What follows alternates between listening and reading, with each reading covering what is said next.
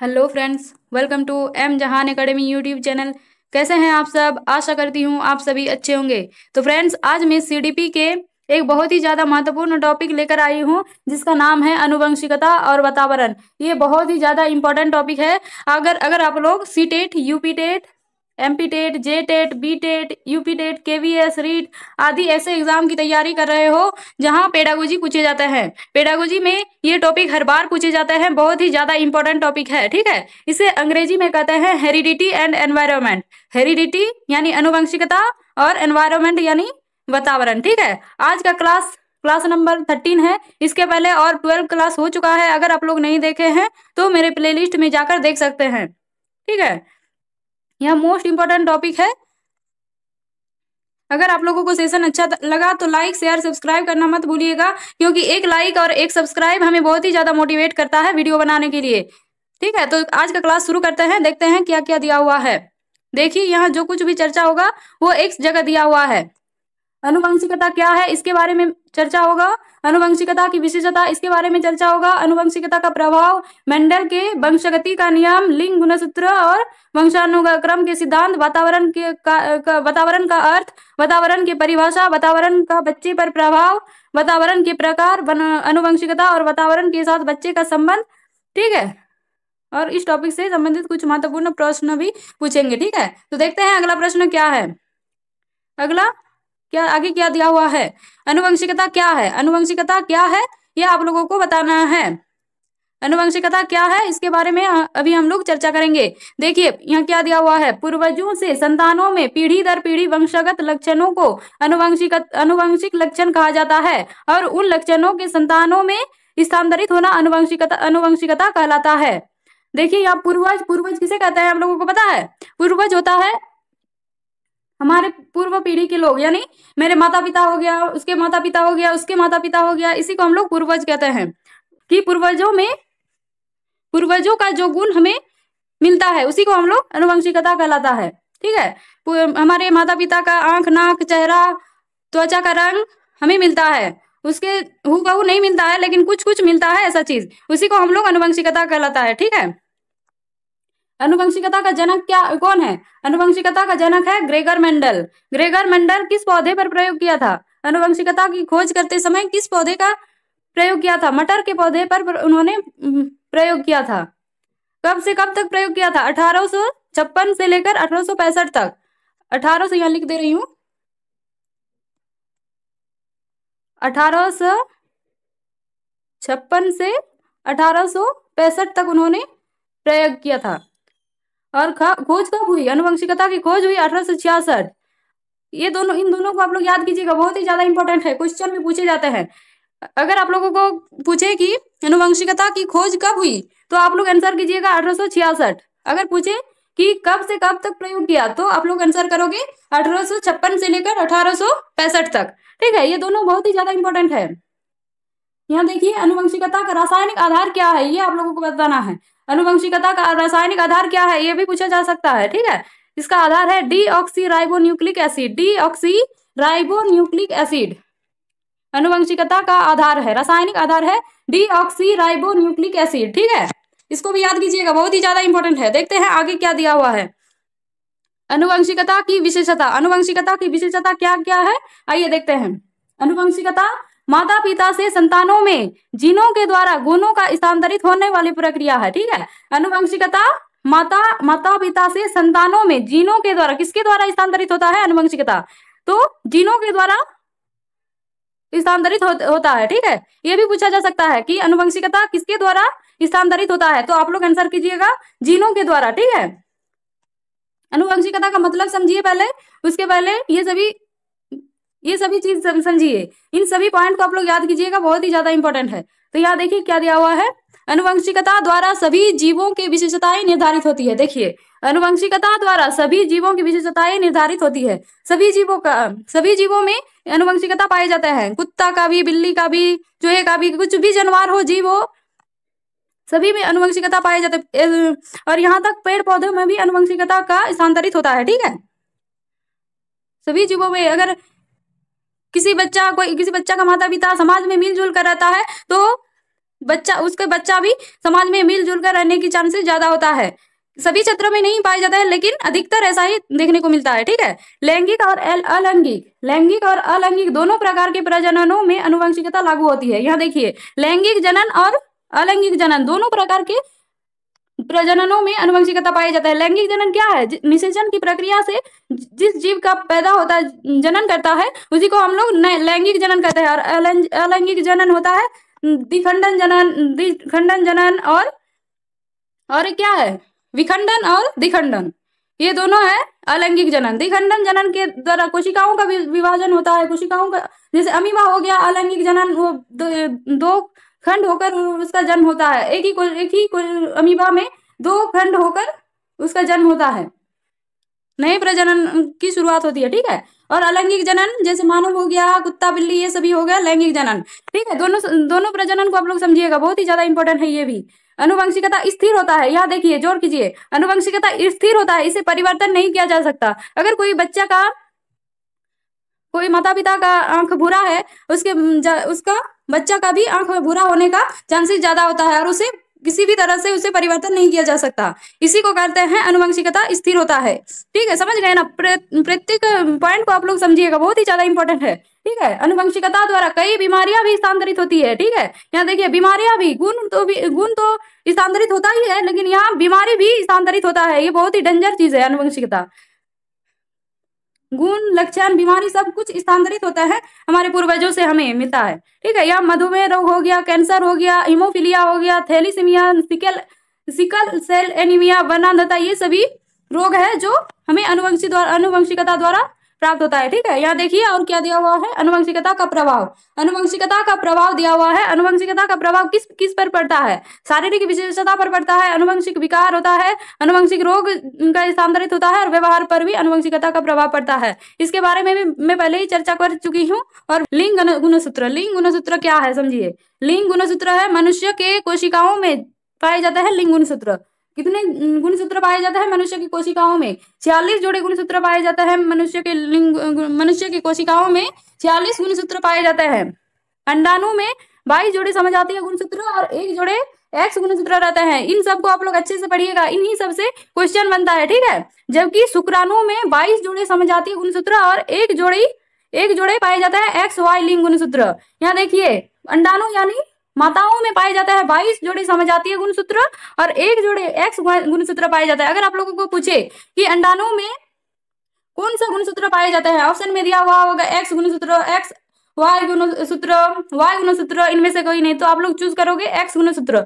अंडाणु में पाए जाता है एक्स गुणसूत्र, और जबकि शुक्राणु में यानी पिता में पाए जाता है 22 जोड़े समजातीय गुणसूत्र और 1 जोड़े एक्स वाई लिंग गुणसूत्र, एक जोड़े एक्स वाई लिंग गुणसूत्र। ये सभी आप लोग याद कीजिएगा, अपने माइंड में फिट कर लीजिएगा बार बार पढ़कर। ठीक है, बहुत ही ज्यादा इंपॉर्टेंट है, आपके एग्जाम में पूछा जा सकता है। ठीक है, यहाँ देखिए और एक महत्वपूर्ण बात, पुरुष के लिंग गुणसूत्र से ही बच्चे का लिंग निर्धारित होता है, ना कि माताओं के गुणसूत्र से। ये भी इंपॉर्टेंट है। कई लोग कहते हैं कि लड़कियों को दोष देता है कि तू लड़की पैदा की है, लेकिन ये गलत बात है। ठीक है, पुरुष के द्वारा ही बच्चे का लिंग निर्धारित होती है। ठीक है, यहाँ देखिए शुक्राणु 2 प्रकार के होते हैं, एक्स और वाई। शुक्राणु 2 प्रकार के होते हैं, एक्स और वाई। एक्स अगर मिल गया, पुरुष का एक्स और स्त्रियों का एक्स अगर मिलता है तो वो लड़की पैदा होती है, और वाई शुक्राणु और माताओं का एक्स गुणसूत्र और पिता का वाई गुणसूत्र मिलकर लड़का पैदा होता है। ठीक है, तो यहाँ ध्यान दीजिएगा कि पिता पर भी यानी पुरुष पर ही निर्भर करता है बच्चे का लिंग। ठीक है, ना कि स्त्रियों पर। यहाँ देखिए चौथे पॉइंट में क्या दिया हुआ है, प्रत्येक संतान में आधे जीन अपने पिता से और आधे जीन अपने माता से प्राप्त होता है। आधे जीन अपने पिता से और आधे जीन अपने माता से प्राप्त होती है, और 1/4 भाग दादा दादी से प्राप्त होता है। ये भी इंपॉर्टेंट है, ये भी क्वेश्चन में पूछा जा सकता है। ठीक है, तो देखते हैं आगे क्या दिया हुआ है। वंशानुक्रम के सिद्धांत कई सिद्धांत है, 5 सिद्धांत है। तो यहाँ देखते हैं क्या क्या है वो 5 सिद्धांत। ठीक है, आइए देखते हैं कौन कौन सा सिद्धांत है। नंबर 1 पे है समानता का सिद्धांत। समानता का सिद्धांत क्या कहता है? समानता का सिद्धांत कहता है मानव मानव को तथा पशु पशु को जन्म देता है, अर्थात समान समान जीव को जन्म देता है। इसी को हम लोग समानता का सिद्धांत कहते हैं। ठीक है, याद कीजिएगा, बहुत ही ज्यादा इंपॉर्टेंट है। और भिन्नता का सिद्धांत क्या कहता है? भिन्नता का सिद्धांत कहता है कि बच्चे माता पिता के बिल्कुल समान ना होकर कुछ क्षेत्र में भिन्नता पाए जाते हैं। इसी को कहते हैं भिन्नता का सिद्धांत। कुछ रंग रूप बुद्धि में भिन्नता पाए जाते हैं, इसी को कहते हैं भिन्नता का सिद्धांत। ठीक है, और परिवर्तन का सिद्धांत क्या कहता है? परिवर्तन का सिद्धांत कहता है माता पिता के ठीक विपरीत गुण पाए जाते हैं। यानी बुद्धिमान माता पिता का बच्चा मूर्ख भी हो सकता है, मंद बुद्धि भी हो सकता है, और मंद बुद्धि माता पिता का बच्चा बुद्धिमान भी हो सकता है। इसी को कहते हैं परिवर्तन का सिद्धांत। सबको आप लोग याद कीजिएगा, बहुत ही ज्यादा इंपॉर्टेंट है। ठीक है, अपने कॉपी में लिख लीजिएगा, इंपॉर्टेंट है आपके एग्जाम के लिए। यह देखिए दिया हुआ है यहाँ भी। समानता का सिद्धांत कहता है सभी जीव अपने जैसे बच्चों का जन्म देता है। और चौथे नंबर पे है बीज कोशों की निरंतरता का सिद्धांत, और 5 नंबर में है अर्जित उपार्जित गुणों के संचरण का सिद्धांत। ये 5 सिद्धांत है, यहाँ डिस्कशन दिया हुआ है, डिटेल में दिया हुआ है यहाँ। ठीक है, आइए देखते हैं। यह सिद्धांत बताता है कि सभी जीव अपने जैसे बच्चे का जन्म देता है। यानी मनुष्य मनुष्य को जन्म देता है, पशु पशु को जन्म देता है। ठीक है, इसी को कहते हैं समानता का सिद्धांत। और विभिन्नता का सिद्धांत क्या कहता है? यह सिद्धांत बताता है कि सभी बच्चा अपने माता पिता जैसा नहीं भी हो सकता है। सभी बच्चा अपने माता पिता के जैसा नहीं भी हो सकता है, कुछ उनमें परिवर्तन होता है अपने रंग रूप स्वभाव में। ठीक है, इसी को कहते हैं विभिन्नता का सिद्धांत। और परिवर्तन का सिद्धांत कहता है इस सिद्धांत के अनुसार बच्चे में माता पिता के ठीक विपरीत गुण पाए जाते हैं। ठीक विपरीत गुण पाए जाते हैं, इसी को कहते हैं परावर्तन का सिद्धांत। यानी बुद्धिमान माता पिता का बच्चा मंद बुद्धि भी हो सकता है, और गोरा माता पिता का बच्चा काला भी हो सकता है। इसी को कहते हैं परावर्तन का सिद्धांत।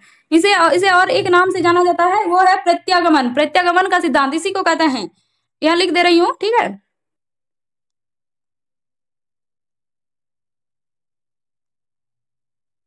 प्रत्यागमन का सिद्धांत इसी का नाम है। ठीक है, तो देखते हैं आगे आगे क्या दिया हुआ है। पॉइंट 4, बीज कोशों की निरंतरता का सिद्धांत।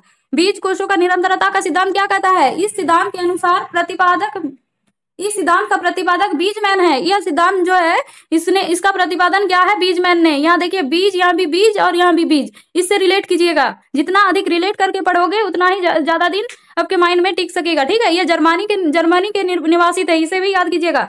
बीज कोशों की निरंतरता का सिद्धांत बीजमैन ने दिए है या जर्मनी के निवासी थे। ठीक है, उनके अनुसार बीजकोशों का कार्य केवल उत्पादक कोशों का निर्माण करना है। जो बीजकोश बालक को अपने माता पिता से मिलते हैं उसे वह अगली पीढ़ी को हस्तांतरित करता है। ठीक है, बीजकोश जो है वो माता पिता के गुण से, माता पिता में जो गुण पाए जाते हैं वो स्थानांतरित करता है अगले पीढ़ी में। इसका काम यही है। ठीक है, बीजकोश बीजकोश इसका और एक नाम है, इसका क्या नाम है? जनन द्रव्य। बीजकोश को जनन द्रव्य भी कहा जाता है, इसे भी याद कीजिएगा, जनन द्रव्य। जितना भी ये ना अलग नाम है ना, उसको आप लोग याद कीजिएगा, नहीं तो कुछ एग्जाम में फंस जाओगे। यहाँ आप लोग बीजकोश पढ़ोगे, वहां अगर जनन द्रव्य दिया होगा तो आप लोग फंस जाओगे, आप लोगों को पता नहीं होगा कि इसी का दूसरा नाम है। ठीक है, जितना भी अन्य नाम है उसे याद कीजिएगा। ठीक है, और यहाँ देखिए अर्जित उपार्जित गुणों की संचारण का सिद्धांत। अर्जित उपार्जित गुणों की संचारण के सिद्धांत, यह सिद्धांत क्या कहता है? इस सिद्धांत के अनुसार व्यक्तियों द्वारा अपने जीवन में जो कुछ भी अर्जित करते हैं वह उनके बच्चों को संचारण करता है। यानी कोई भी व्यक्ति किसी भी चीज को अर्जित तो करेगा तो उसी अर्जित गुण को उसके बच्चे में संचारण करते हैं। ठीक है, इसी को कहते हैं अर्जित उपार्जित गुणों के संचारण का सिद्धांत। अगर कोई व्यक्ति आर्टिस्ट बनता है, आर्टिस्ट के गुण को अर्जित करता है, तो वह गुण अपने माता पिता अपने बच्चों पर भी स्थानांतरित हो जाता है। ठीक है, इसी को कहते हैं अर्जित उपार्जित गुणों का संचारण के सिद्धांत। आगे देखते हैं क्या दिया हुआ है। वातावरण का अर्थ क्या है? वातावरण जो है उसका अर्थ क्या है, ये आप लोगों को बताना है। वातावरण के लिए पर्यावरण शब्द का भी उपयोग किया जाता है। यहाँ देखिए वातावरण के लिए पर्यावरण शब्द का भी उपयोग किया जाता है। यहाँ पर्यावरण शब्द दो शब्द के मेल से हुआ है, परि और आवरण। परि और आवरण से मिलकर बना है पर्यावरण। परि का अर्थ है चारों ओर और आवरण का अर्थ है ढकने वाला।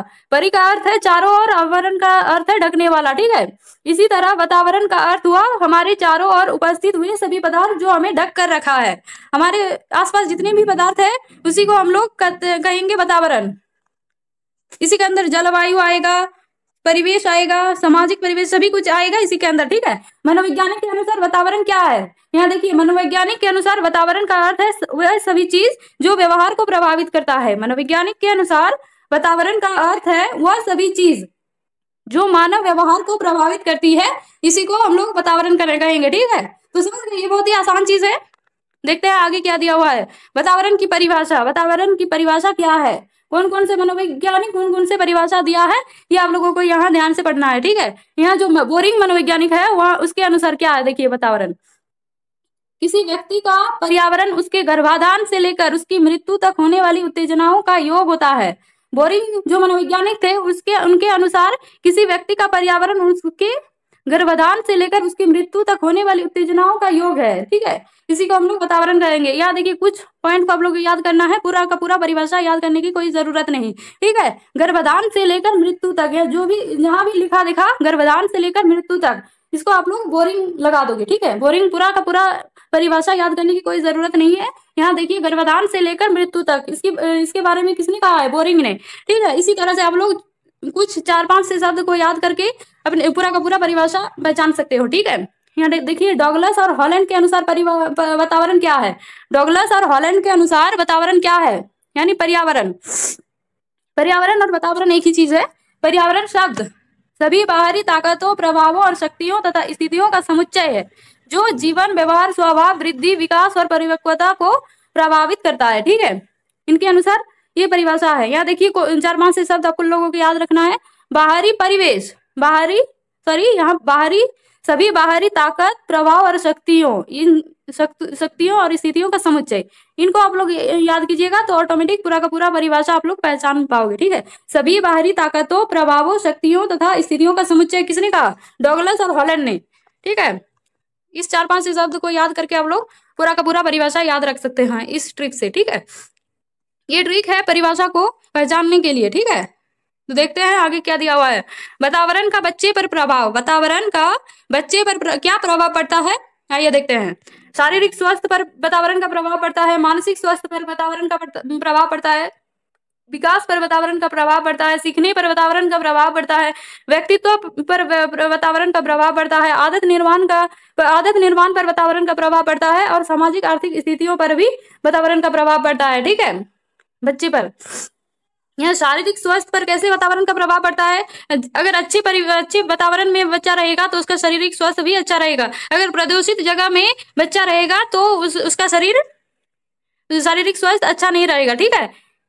मानसिक स्वास्थ्य ऐसा ही है, अगर अच्छा परिवेश में बच्चा रहेगा तो वह शांत स्वभाव का होगा, और मानसिक स्वास्थ्य पर भी ऐसा ही प्रभाव पड़ता है। शहरी बच्चों पर अलग मानसिकता रहेगा और ग्रामीण क्षेत्रों के बच्चे पर अलग मानसिकता पाए जाते हैं। इसी पर विकास पर भी वातावरण का प्रभाव पड़ता है। सीखने पर भी बच्चे पर प्रभाव पड़ता है। सीखने पर कैसे पड़ता है कि अगर जहाँ बच्चा सभी बच्चा स्कूल जाता है, वहाँ अगर कोई ऐसे बच्चा रहता है कि वो स्कूल कभी नहीं गया है तो वो भी स्कूल जाना शुरू कर देगा, ठीक है। इस प्रकार वो सीखने पर भी वातावरण का प्रभाव पड़ता है। वैसे ही व्यक्तित्व पर भी पड़ता है, आदत निर्माण पर भी पड़ता है। अगर अच्छे परिवेश में बच्चा रहेगा तो उसका आदत भी अच्छा ही होगा। अगर चोरी वाले इलाके में बच्चा रहेगा तो वो भी चोरी करना सीख जाएगा। इसी को कहते हैं आदत निर्माण पर भी वातावरण का प्रभाव बच्चे पर पड़ता है, ठीक है। सामाजिक आर्थिक स्थितियों पर भी बच्चे पर प्रभाव पड़ता है। अगर बच्चा का आर्थिक स्थिति अच्छा है तो वो विभिन्न अच्छे गुणवत्ता वाले भोजन मिलेगा तो उसका शारीरिक स्वास्थ्य और मानसिकता सभी कुछ अच्छा होगा, ठीक है। इसी को कहते हैं सामाजिक आर्थिक स्थिति पर भी बच्चे पर प्रभाव पड़ता है, ठीक है। देखते हैं आगे क्या दिया हुआ है। वातावरण के प्रकार, वातावरण के 4 प्रकार है, वो क्या क्या है आइए देखते हैं। आंतरिक वातावरण, बाह्य वातावरण, भौतिक वातावरण और सामाजिक वातावरण। आंतरिक वातावरण क्या है, आंतरिक वातावरण का मतलब होता है बच्चा जब गर्भ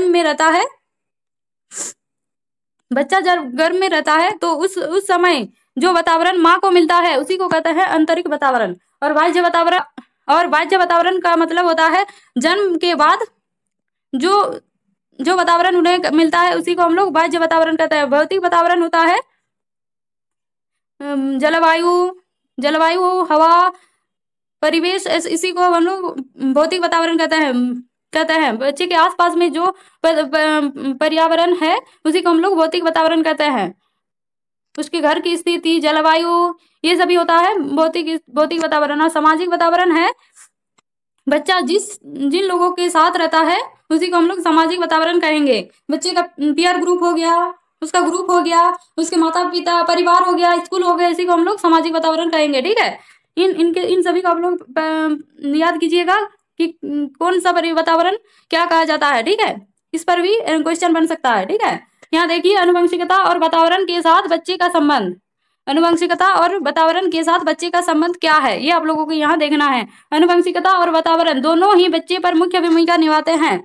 सिर्फ अनुवंशिकता पर बच्चे पर प्रभाव नहीं पड़ता है, बल्कि वातावरण पर भी बच्चे पर प्रभाव पड़ता है। अगर कोई बच्चा मूर्ख मंद बुद्धि पैदा होता है अगर तो उसे अगर अच्छा परिवेश वातावरण दिया जाए, अच्छा परिवेश दिया जाए तो उसके वह भी बुद्धिमान हो सकता है। इसी को हम लोग कहेंगे अनुवंशिकता और वातावरण दोनों पर भी बच्चे पर मुख्य भूमिका निभाते हैं। ठीक है, यहाँ देखिए अनुवंशिकता बच्चे के जन्म से पहले ही उसके विकास को प्रभावित करता है। अनुवंशिकता जो है वह बच्चे के जन्म पूर्व ही निर्धारित हो जाता है कि बच्चा कैसा होगा, बच्चे का बुद्धि कैसा होगा, बच्चे कैसा पैदा होगा, गोरा या काला, ये सभी चीज अनुवंशिकता के आधार पर ही होता है। जबकि वातावरण जन्म के बाद बच्चों को प्रभावित करता है। उसी वैसे ही जैसे मैंने बताया कि अगर मंद बुद्धि पैदा होता है बच्चा तो उसे अगर अच्छा परिवेश दिया जाए तो वो भी बुद्धिमान बन सकता है। ठीक है, और यहाँ देखिए अनुवंशिकता और वातावरण दोनों मिलकर बच्चे को प्रभावित करता है। अनुवंशिकता और वातावरण दोनों मिलकर बच्चे को प्रभावित करता है। किसी क्षेत्र में अनुवंशिकता अधिक प्रभावित करता है और किसी क्षेत्र में वातावरण अधिक प्रभावित करता है। ठीक है, समझ गए ना। बुद्धि पर अधिक से अधिक अनुवंशिकता का हाथ है और स्वभाव पर वातावरण का हाथ है, व्यवहार पर वातावरण का हाथ है। ठीक है, इसी तरह कई उदाहरण है। यहाँ देखिए अनुवंशिकता और वातावरण विकास अनुवंशिकता इंटू वातावरण इक्वल टू विकास, यानी विकास अनुवंशिकता और वातावरण का गुणनफल है, ना कि योग है। ठीक है, अगर सेशन अच्छा लगा तो लाइक शेयर सब्सक्राइब करना मत भूलिएगा, क्योंकि एक वीडियो बनाने के लिए बहुत ही ज्यादा मेहनत लगता है और हम लोग मोटिवेट होता है आप लोगों का एक लाइक और एक सब्सक्राइब से। ठीक है, तो मिलते हैं किसी नेक्स्ट टॉपिक में, तब तक के लिए जय हिंद, वंदे मातरम।